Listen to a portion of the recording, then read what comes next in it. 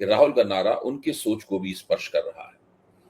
दोस्तों, जरा सोचिए कि ताकतवर क्षेत्रीय शक्तियां जो हमेशा कांग्रेस को विपक्षी एकता के मैदान में चुनौती देती रहती थी, वोटर अधिकार यात्रा में भाग लेने क्यों आई?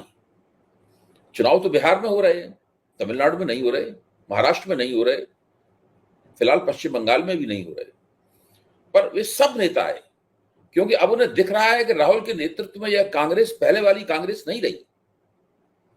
मैं पिछली एक वार्ता में दिखा चुका हूं कि इस कांग्रेस ने सोशल मीडिया में भाजपा को पछाड़ दिया है। इसके युवा चेहरे ऐसे तेलंगाना के मुख्यमंत्री रेवंत रेड्डी सार्वजनिक रूप से भविष्यवाणी कर चुके हैं कि अब प्रधानमंत्री बनने की बारी राहुल गांधी की है। देखिए, अगर आपके पास अपना माल हो और आपको अपने माल के ऊपर पूर्ण विश्वास हो, तब आप खुलकर वो बात कहते हैं। आज राहुल गांधी के नेतृत्व में न कांग्रेस को किसी किस्म का विश्वास रहा है, न किसी किस्म की दुविधा है, न बाकी विपक्ष को किसी किस्म का विश्वास है और न किसी किस्म की दुविधा है। एक और मैं आपको सबूत रखता हूं। वोटर अधिकार यात्रा में